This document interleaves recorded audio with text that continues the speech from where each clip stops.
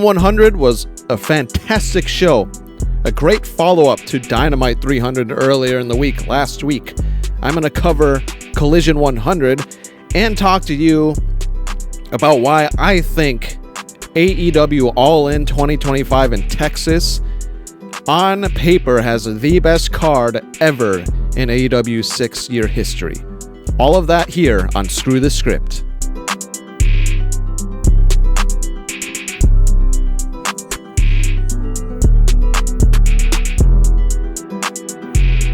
Let's just get the big topic out of the way first.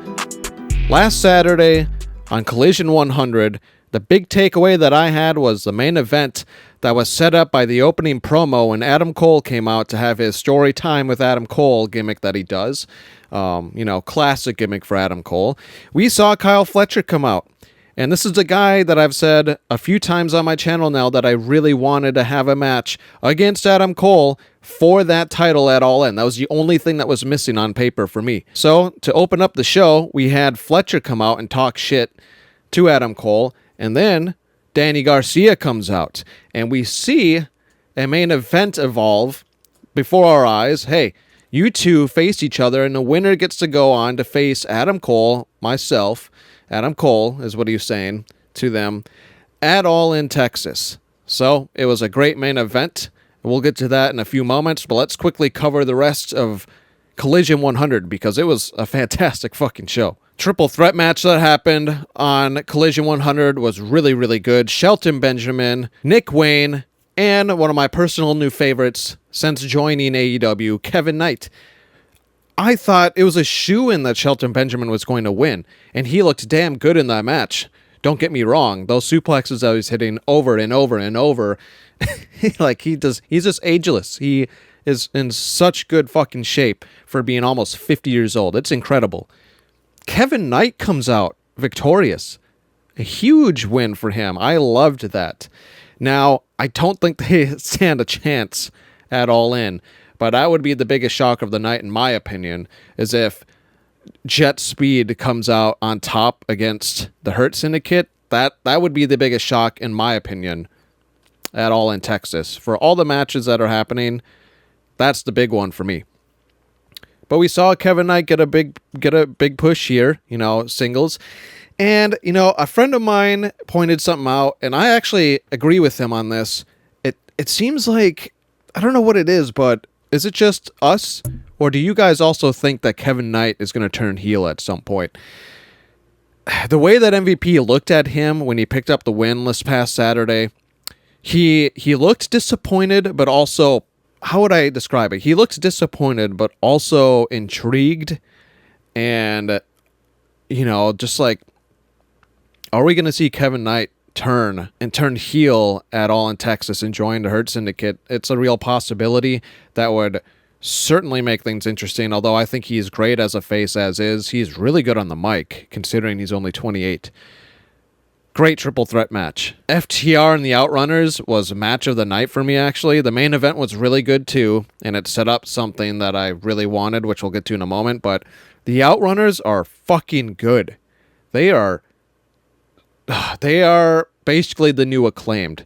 They have a feel to them that felt like the Acclaimed when they're at their peak.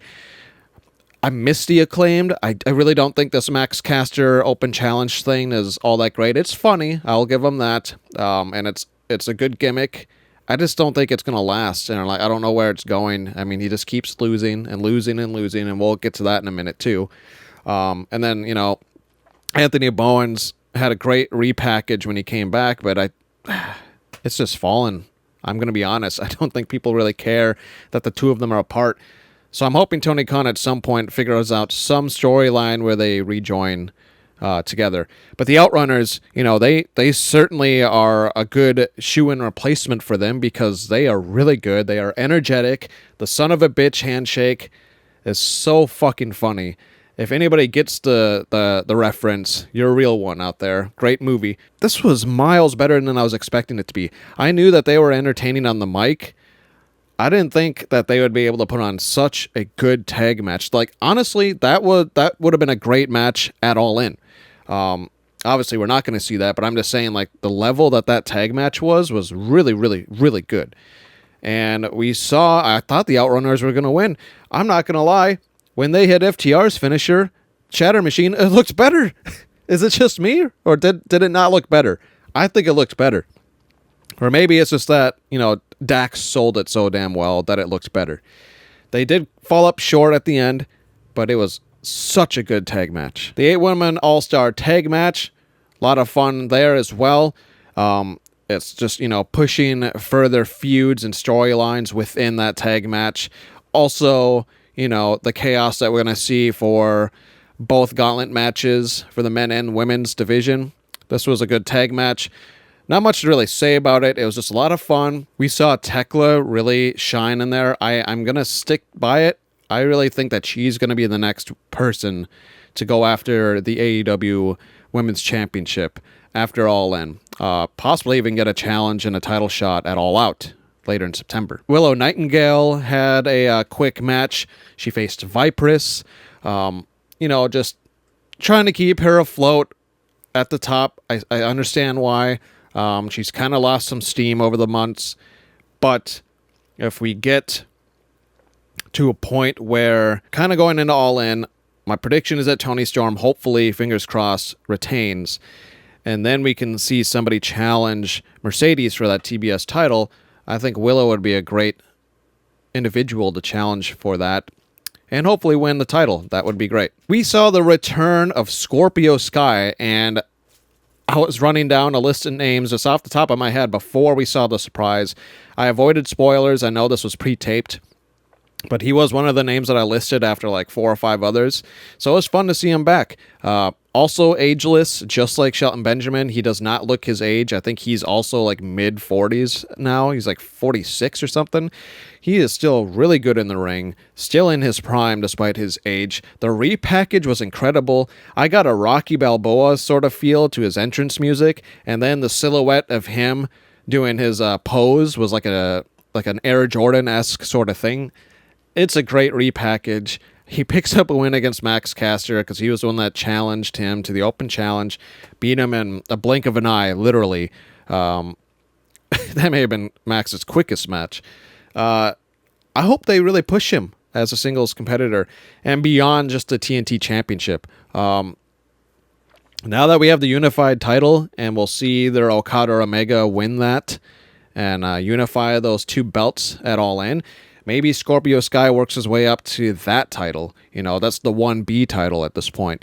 I think it would be perfect for him. Let him go to the top finally, because he was only ever mid-card after SCU broke up a few years back.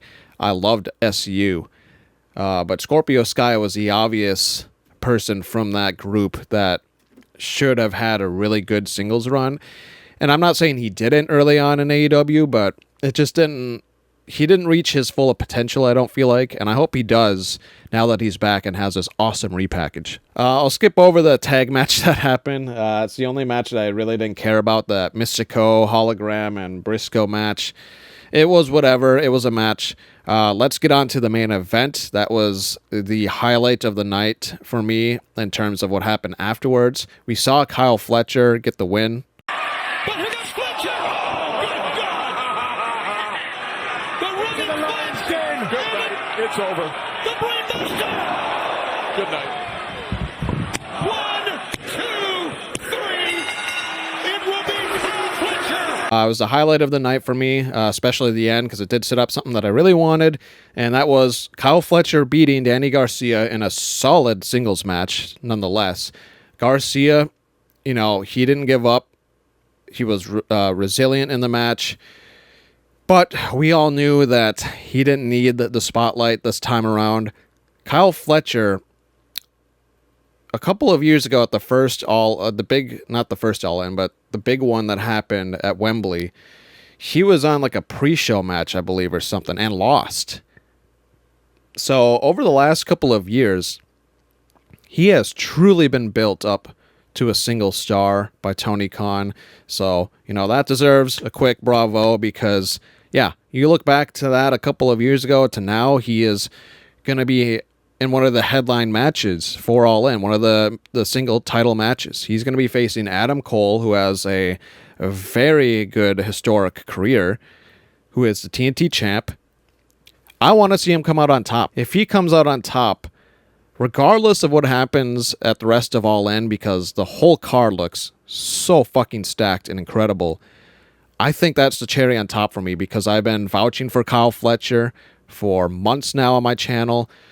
He's one of my favorite young stars across all of wrestling. He really has the total package and look. And what really sold me on him after what I was already sure of him in was that cage match that he had against Will Ospreay. Was so good, one of the best cage matches in years.